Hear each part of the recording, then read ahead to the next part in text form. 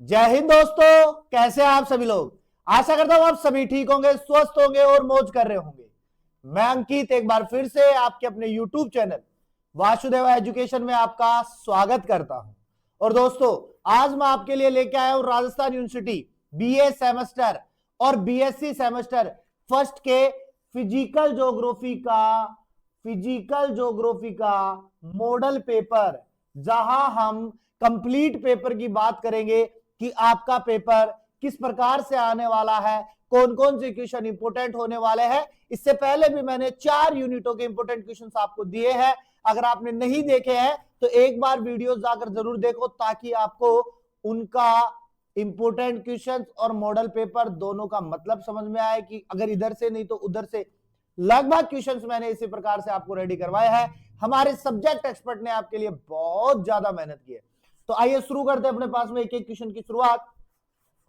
तो बेटा, सबसे पहले हमारे पास जो क्वेश्चन आएगा ना, वो मानचित्र से आएगा। कहां से आएगा? मानचित्र से आएगा, मैप से आएगा। हमारे पास में 5 जगह या 5 स्थान ऐसे पूछेगा जो मानचित्र में आपको भरने होंगे। तो उसी में से हमने कुछ टॉप जो नाम बार बार रिपीटेड होते हैं उनको लेके आया हूं मैं। एक तो है आपके पास में हिमालय पर्वत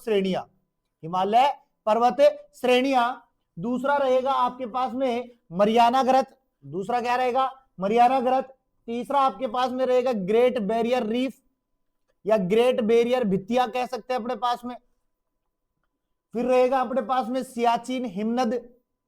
उसके बाद रहेगा अपने पास में एंडीज पर्वत श्रेणी। उसके बाद में रहेगा अपने पास में सहारा मरुस्थल।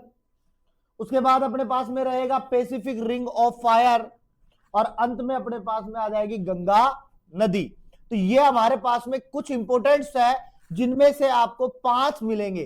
5 नहीं तो 3 मिल जाएंगे, 4 मिल जाएंगे, जो आपको मानचित्र में फिलअप करना है। मानचित्र आपको देख लेना है और उस मानचित्र के अकॉर्डिंग इनको भरना सीख लो। कहां पर कौन सी जगह है वहां उनको टिक लगा लो। उसके बाद में जब एग्जाम में जाओ तो वही चीजें आपको याद आ जाएंगी और उनको आप फिलअप कर पाओगे। इस प्रकार से आपको बढ़िया नंबर कवर्ड हो जाएंगे। तो पहला क्वेश्चन आपके पास में कुछ इस प्रकार का रहने वाला है।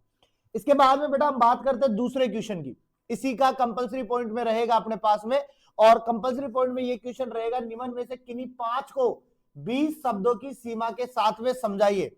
यानी कि हमारे पास में एक छोटा क्वेश्चन आएगा जिसमें से हमारे पास में 7 से 8 थ्योरीज रहेंगी, अपने पास में टॉपिक रहेंगे। अब इन 7 से 8 थ्योरीज में से हमें केवल करने कितने हैं? 5। केवल 5 थ्योरीज करनी होंगी और इनके लिए हमारे पास में ज्यादा से ज्यादा 20 शब्दों में बताना है। तो 20 भी हो जाए, 40 हो जाए, 50 हो जाए, 60 हो जाए, आप पे डिपेंड करता है आप क्वेश्चन को कितने तरीके से लेके चलते हो। तो ये मिनिमम 20 शब्दों में आपको देना। तो ये नहीं ये मान के चलो कि परिभाषाओं के रिलेटेड क्वेश्चन आते हैं, उनके हेडिंग से रिलेटेड क्वेश्चन आते हैं। जैसे आपने कोई परिभाषा लिखी, उसके 4 हेडिंग है तो 4 हेडिंग लिख दी, लेकिन उनकी थ्योरी लिखने की आवश्यकता नहीं है। तो ये क्वेश्चन आपका आसानी से कंप्लीट हो जाएगा। इसके लिए हमने कुछ टॉपिक्स बनाए हैं। वो टॉपिक्स क्या है आपके पास में? सबसे पहले आएगा आपका पेंजिया। क्या आएगा अपने पास में? पेंजिया आएगा। दूसरा आपके पास में गोंडवाना लैंड आएगा अपने पास में। तीसरा आपके पास में स्थल मंडल आएगा अपने पास में, क्योंकि स्थलाकृतियों से रिलेटेड हमारे पास में बहुत बड़े टॉपिक्स थे। उसके बाद में आएगा दुर्बल मंडल अपने पास में, स्थल मंडल, उसके बाद में अपना दुर्बल मंडल। उसके बाद में अंतर्जात शक्तियां। देखो, शक्तियां 2 प्रकार की होती है, अंतर्जात होती है, बहिर्जात होती है। जो बाहर वाली शक्ति होती है उन्हें बहिर्जात कहते हैं, जो आंतरिक होती है उन्हें अपन क्या कहते हैं? अंतर्जात कहते हैं। उसके बाद में अपने पास में आएगा लोरेशिया। क्या आएगा? लोरेशिया। उसके बाद में अपने पास में आएगा अप्रिकेंद्र या एपिसेंटर। क्या आएगा? अप्रिकेंद्र या एपिसेंटर। और उसके बाद में हमारे पास में रहेगा डेल्टा। क्या रहने वाला है? डेल्टा रहने वाला है। तो कुछ इस प्रकार से हमारे पास में ये क्वेश्चन आएंगे, जिनमें से 5 क्वेश्चन आपको करने पड़ेंगे। छोटे छोटे क्वेश्चन आएंगे जिनको आसानी से आप बखूबी तरीके से कर सकते हो। इसलिए याद रखना, हर एक क्वेश्चन जो है वो आपके लिए इंपॉर्टेंट होने वाला है, किफायती होने वाला है।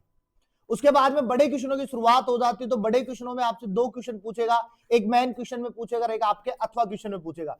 तो मैं आपको मेन के अकॉर्डिंग बताता हूं। पहला क्वेश्चन आएगा आपके पास में, बिग बैंग परिकल्पना द्वारा पृथ्वी की उत्पत्ति की व्याख्या कीजिए। बिग बैंग परिकल्पना द्वारा पृथ्वी की उत्पत्ति की व्याख्या करनी है। यानी कि पृथ्वी की उत्पत्ति के बारे में बिग बैंग परिकल्पना क्या कहती है, तो ब्रह्मांड के बारे में चेतावनियां देती है अपने पास में। तो याद रखना, explain the origin of the earth according to the big bang hypothesis. बड़ा इंपॉर्टेंट क्वेश्चन है। मैंने मैंने बहुत लोगों से बात की, बहुत टीचर से बात की, तो वो उनका बहुत इंपॉर्टेंट क्वेश्चन है। और उसके बाद में दूसरा क्वेश्चन इसी से रिलेटेड क्वेश्चन है अपने पास में, वैगनर के महाद्वीपीय विस्थापन सिद्धांत का आलोचनात्मक वर्णन कीजिए। वैगनर के महाद्वीपीय विस्थापन सिद्धांत का आलोचनात्मक क्या करना है, आपको वर्णन करना है। Give a critical account of Wagner's continental drift theory.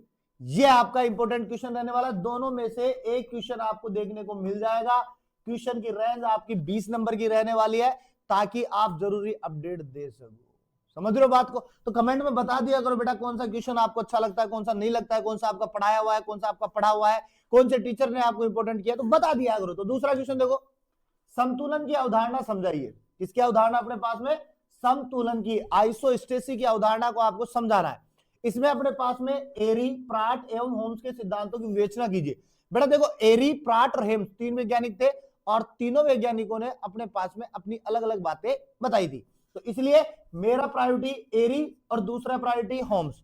या तो एग्जाम में आपको क्या दिखेगा? एरी दिखेगा, और दूसरा आपको क्या दिखेगा बेटा? होम्स दिखेगा। ठीक है। उसके बाद में क्वेश्चन आता है अपने पास में, ज्वालामुखी उद्गार से निर्मित स्थलाकृतियों का सचित्र वर्णन कीजिए। यानी ज्वालामुखी उद्गार के द्वारा जो स्थलाकृति हमारे पास में बनी, उनका आपको क्या करना है? वर्णन करना है। Give an illustrated description of the land formed by volcanic eruptions. इसके बारे में आपको बताना है। बड़ा क्वेश्चन बन जाएगा, 20 नंबर में आएगा। उसके बाद में हमारा क्वेश्चन आता है पर्वत निर्माण से संबंधित, कोबर के भूसन्निध सिद्धांत का आलोचनात्मक वर्णन कीजिए। क्या बोल रहा हूं मैं? पर्वत निर्माण से संबंधित कोबर के भूसन्निध सिद्धांत का आलोचनात्मक वर्णन कीजिए। और याद रखना बेटा, कोबर जो थे उन्होंने किससे प्रेरित हुए थे? होम्स से प्रेरित होकर के अपना सिद्धांत दिया था। तो बड़ा इंपॉर्टेंट क्वेश्चन है, 20 नंबर में पूछेगा, तो याद रखना अपने पास में। उसके बाद में हमारे पास में लास्ट क्वेश्चन आता है पर्वत निर्माण से संबंधित। क्या आता है अपने पास में? पर्वत निर्माण से संबंधित होम्स के संवहन तरंग सिद्धांत का आलोचनात्मक वर्णन कीजिए। वहीं पर हमारे पास में दूसरे वैज्ञानिक कौन है? होम्स है। इन्होंने किस पे आधारित सिद्धांत दिया? संवहन तरंग के आधार पे। यानी नीचे की ओर अपने पास में क्या होती है? संवहन तरंगे चलती है, धाराएं चलती है, उसके आधार पर इन्होंने क्या दिया? बड़ा सा एक प्यारा सा सिद्धांत दिया। दोनों में से बड़ा इंपॉर्टेंट है, दोनों में से एक आएगा 20 नंबर में, याद रख लेना। कोबर most probability. Last and final question की हम बात करते हैं, चौथा क्वेश्चन की। नदी द्वारा अपरदनात्मक एवं निष्पणात्मक स्थलाकृतियों का सचित्र वर्णन कीजिए।